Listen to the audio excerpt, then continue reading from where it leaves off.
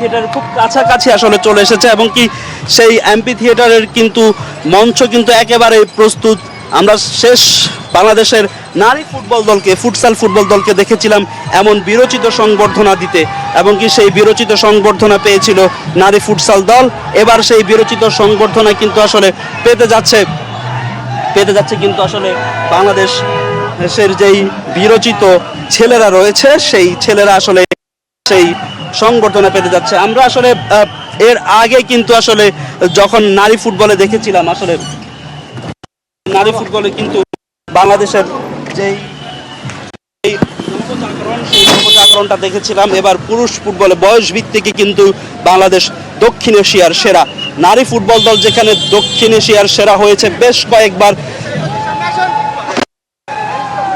সেখানে বয়স ভিত্তিকেও কিন্তু আসলে দক্ষিণ এশিয়ার সেরা হয়েছে বাংলাদেশের ছেলেরা। আমরা দেখতে পাচ্ছি আসলে যে গাড়ি বহনকারী যে বাসটি, সেই বাসটি কিন্তু আসলে এরই মধ্যে চলে আসছে। আমরা দেখছি যে ফুটবলাররা ট্রফি নিয়ে এরই মধ্যে আসলে সমর্থকরা কিন্তু এসে পৌঁছে গেছে। সেখানে আসলে বাফুফের কর্তাদের যেই একটি তড়িঘড়ি বা বাফুফের কর্তাদের যে একটি কর্মচঞ্চলতা, সেই কর্মচাঞ্চল্যতা কিন্তু আমরা দেখতে পাচ্ছি। আসলে অতিরিক্ত অনেক বেশি দর্শক, সেই দর্শকদের মাঝে আসলে চ্যাম্পিয়ন ছেলেদেরকে যখন স্টেজে নিয়ে যাওয়া হবে সেখানে একটু হুড়োহুড়ি হতেই পারে এবং কি সেইটা যেন কোনোভাবে আসলে কোনো অনাকাঙ্ক্ষিত কোনো ঘটনা না ঘটে, সেজন্য আসলে খুবই সতর্ক নিরাপত্তা।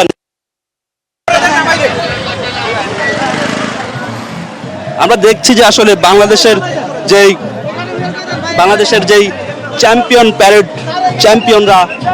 প্যারেড শেষ করে বাংলাদেশের চ্যাম্পিয়নরা কিন্তু এরই মধ্যে হাতিরঝিলের এমপি থিয়েটারে পৌঁছে গিয়েছে।